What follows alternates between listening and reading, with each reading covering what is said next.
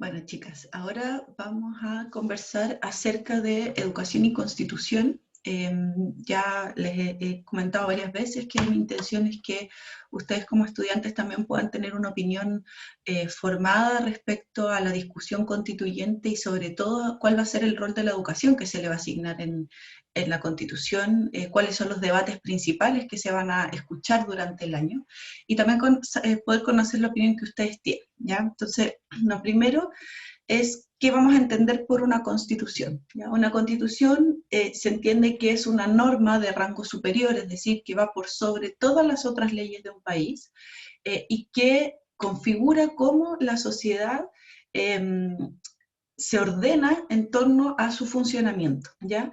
Esto se organiza en un solo texto, la Constitución es un solo texto, que no es muy grande si ustedes lo buscan, y además ahí se establece cómo van a funcionar los distintos poderes públicos, y también hay una función de limitar ese poder, para poder garantizar los derechos y las libertades de las personas, ¿ya?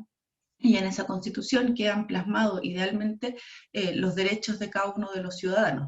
Hay constituciones que son más maximalistas, es decir, que incorporan muchas normativas y que son un texto bastante completo respecto al ordenamiento jurídico que se da a una sociedad, y hay otras constituciones que son un poco más minimalistas y que tienden a establecer grandes definiciones en la Constitución, pero que luego son bajadas a través de las normas y las leyes que se da la sociedad en general. O sea, en una constitución minimalista se plasman grandes ideas, los derechos de las personas, pero luego a través de las leyes se define el resto de la normativa.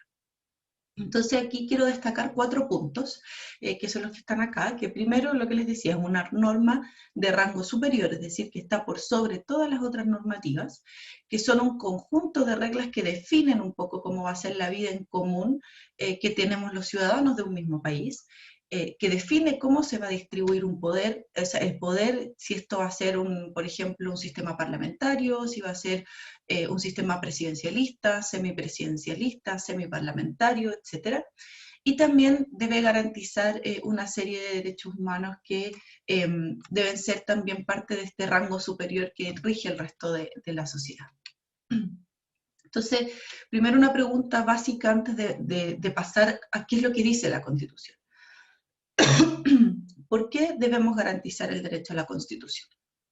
Hay muchas razones. Aquí yo voy a plantearles 4 que creo que son las más centrales.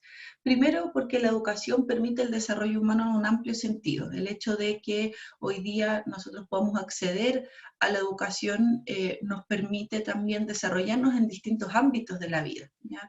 Idealmente, cuando una educación es efectivamente integral, yo puedo desarrollarme desde las artes, puedo desarrollarme desde la ciencia, desde las humanidades, en fin, desde el área más deportiva quizás también. Entonces, la educación, cuando la entendemos como una educación de calidad integral, permite el desarrollo de las personas.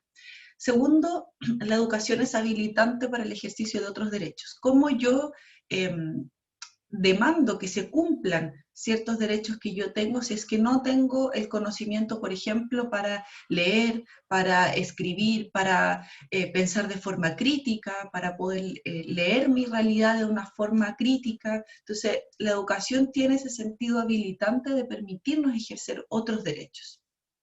Además, un tercer punto es que la educación permite aportar a la cohesión y la construcción de un sentido y valoración de la democracia.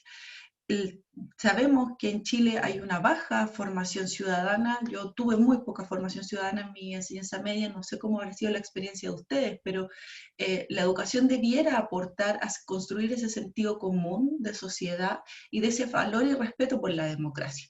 Y es en los espacios de los establecimientos educativos, en los jardines infantiles, en las salas cunas, desde pequeños, en donde a los niños y niñas se les puede inculcar ese valor y ese respeto por la democracia y también por la tolerancia y la aceptación de un otro con el que yo también convivo en mi vida cotidiana, ¿ya? Entonces, aquí también, y por último, la educación es un derecho que es reconocido y protegido por diversos acuerdos y pactos internacionales. Chile ha suscrito una serie de normativas internacionales que posicionan a la educación en un espacio preferente y que es efectivamente un derecho que debe ser exigido y que debe ser otorgado por los estados.